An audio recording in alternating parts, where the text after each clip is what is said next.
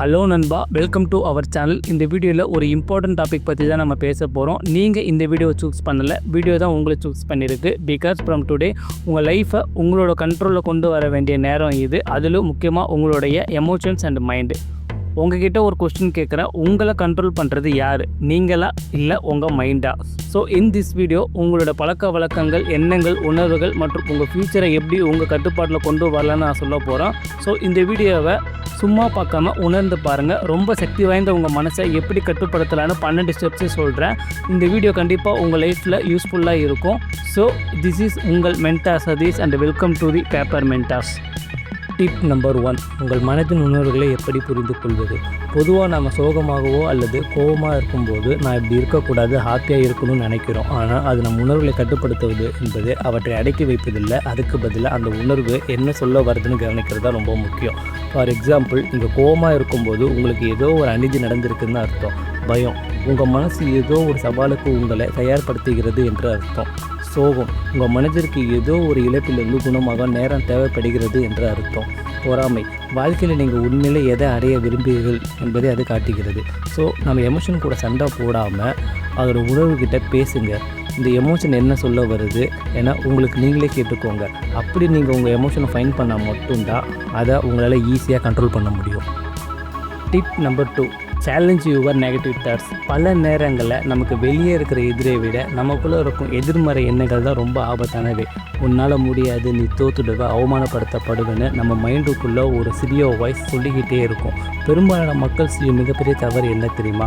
நம்ம மனசில் தோன்ற எல்லா எண்ணங்களையும் உண்மைன்னு நம்புறது தான். நம்மளோட மைண்டு ஒரு ஃபேக்ட்ரி மாதிரி, அதில் டெய்லியும் ஆயிரக்கணக்கான எண்ணங்கள் ப்ரொடியூஸ் பண்ணிகிட்டே இருக்கும். பட் அது எல்லாமே உண்மை இல்லை.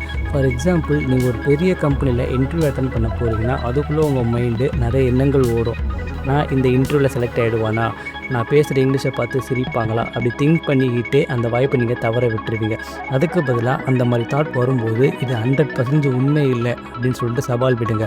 அது வெறும் பயம் மட்டும்தான் அப்படின்னு நினச்சி நான் தவறே செஞ்சாலும் next time I will do my பெஸ்ட்டுன்னு சொல்லி பாருங்கள். உங்களால் ஈஸியாக அந்த இன்டர்வியூ அட்டன் பண்ண முடியும், அதில் செலக்டும் ஆகிடுவீங்க. டிப் நம்பர் 3, தெளிவான நோக்கங்களை அமைத்துக் கொள்ளுங்கள். உங்கள் மனசுக்கிட்ட என்ன செய்ய வேண்டும் என்று நீங்களே சொல்லுங்கள். நான் உங்ககிட்ட ஒன்று கேட்குறேன், நீங்கள் எங்கே போகிறீங்கன்னு உங்களுக்கே தெரியலனா நீங்கள் எப்படி அங்கே போய் சேருவீங்க? நம்மளில் பல பேர் தெளிவான திட்டம் இல்லாமல் அதனால் கவனம் செதறி ரொம்ப வீக்காக இருக்கிறோம். உங்கள் மனசுக்கு ஒரு கப்பலின் கேப்டனை போல் தெளிவான திசை தேவைப்படுது. ஸோ நோக்கம் இருந்தால் மட்டும்தான் உங்களால் உணர்ச்சிகளை கட்டுப்படுத்த முடியும். உங்கள் மனசு எதில் கவனம் செலுத்தணும், எப்படி செயல்படணும் எல்லாமே நம்மக்கிட்ட தான் இருக்குது. நம்மளை பெரும்பாலானோர் காலையில் எழுந்தவுடனே ஃபோனை பார்க்குறோம். அதுக்கு பதிலாக இந்த நாள் என்னுடையது, என்னோடய கோல் நோக்கி நான் போகிறேன்னு சொல்லிட்டு உங்களுக்கு நீங்களே சொல்லிக்கோங்க. காலையில் எழுந்த உடனே 3 நோக்கங்களை எழுதி வச்சுக்கோங்க. ஃபார் எக்ஸாம்பிள், இன்றைக்கி நான் யாருக்கிட்டேயும் கோவப்பட மாட்டேன், என்னோடய கோலை நோக்கி ஒரு ஸ்டெப் முன்னாடி வைக்க போகிறேன்னு. நாம் எதை நினைக்கிறோமோ அதை நோக்கி தான் நம்மளோட சக்தியும் நேரமும் போகும். அதனால் நம்ம மனசுக்கு எப்போவுமே நல்ல விஷயங்களை மட்டுமே சொல்லிக் கொடுங்க. நம்பர் 4, தற்காலிக இன்பங்களை தவிர்க்கவும். நமக்கு உடனே மகிழ்ச்சி தரும் சில விஷயங்கள் பெரும்பாலும் ரொம்ப ஆபத்தானது. அது டெம்பரரி ஹாப்பினஸை கொடுத்தாலும் கடைசியில் பெரிய அளவு பாதிப்பை ஏற்படுத்தும். நமக்கு சேட்னஸ் ஆர் டயர்ட்னஸ் வரும்போது தான் இன்ஸ்டாகிராம் பார்க்குறது, ஜங்க் ஃபுட் சாப்பிட்றத ஒரு ஹேபிட்டாக வச்சுருப்போம். இந்தமாரி விஷயம் அந்த நேரத்தில் நல்லா இருந்தாலும் அதுக்கப்புறம் நம்ம குற்ற உணர்ச்சியை ஏற்படுத்தும்.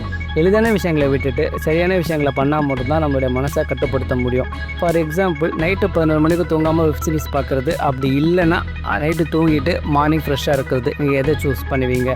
மனசை ஏமாற்றி இன்பத்தை தேடுனா அந்த இன்பமே நம்மளை அடிமையாகிடும். ஏதாவது விஷயம் செய்கிறதுக்கு முன்னாடி இதனால் நம்மளுக்கு என்ன வரப்பாது யோசிச்சு பாருங்கள். அதில் எதுவுமே வரலன்னா அந்த விஷயத்தை செய்யாதீங்க, அப்படியே விட்டுடுங்க. உங்களோட எமோஷனுக்கு அடிமையாகாமல் உங்கள் பிரெயினை யூஸ் பண்ணி சரியான பாதையில் போனீங்கனாலே நீங்கள் உங்களோட அச்சீவ் பண்ணிடலாம். டிப் 5 என்னது நெக்ஸ்ட் வீடியோவில் சொல்கிறேன்.